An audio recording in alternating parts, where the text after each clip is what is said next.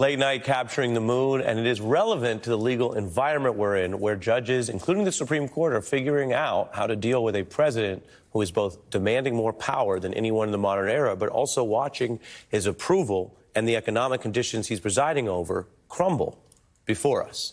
Melissa, Mary, and Andrew are here.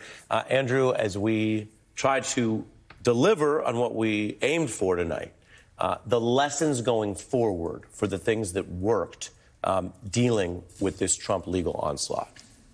Let's learn from history is the way I look at this, which is all of us at this table were too young for the McCarthy era. But I think there are real lessons there for us, which is we are seeing blacklisting. We're seeing the same kind of abuse, the same kind of fear, the same kind of obeying in advance. And I think the lesson, if you think it can't happen again, it is happening now. The idea that, oh, that's something that's just in our history and we're well beyond that. No, that is what is happening now, not just blacklisting, but people going along with it, not being the people who stand up. And I think that is the lesson, which is if you want to be on the right side of history, you need to not be afraid. You need to speak. You need to be saying to people who want to use fear as a way to silence you that you still have a First Amendment right. Yeah.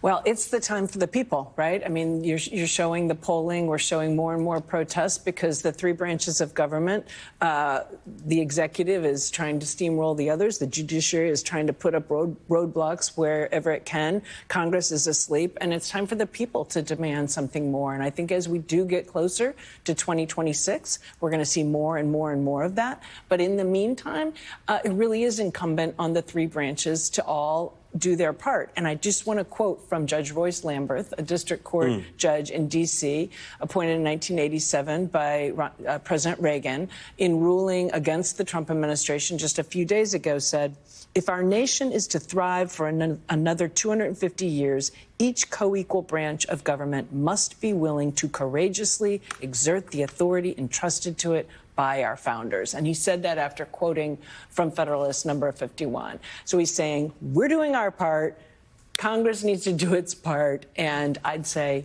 another branch, not really a branch, the people. Yeah, and there are fundamentals there. And I know Andrew got a little concerned when you said you were going to quote, because he's very strict with music quotes. We've been doing this. But I trust Mary. Mary was fine. We've been doing this together for years, and he will patrol a quote. Okay. But once we got that it was Federalist Papers and judges, we were back on track. Melissa, yes. Close us out here. So I agree entirely with Mary. Congress needs to get off the couch and get in the game. But I think the other thing we need to do is stop looking at all of these different episodes as sort of individual, isolated episodes. They're all part of a concerted strategy to close down every legal avenue that could be an engine of dissent against this administration.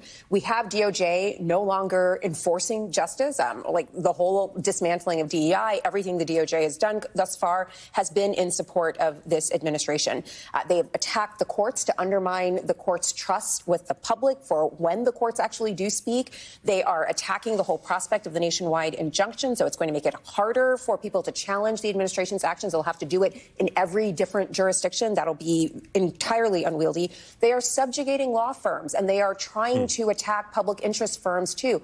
All of that is about reducing the amount of legal resources available for this fight. It is not a coincidence. This is a strategy to make the law no longer work for the people.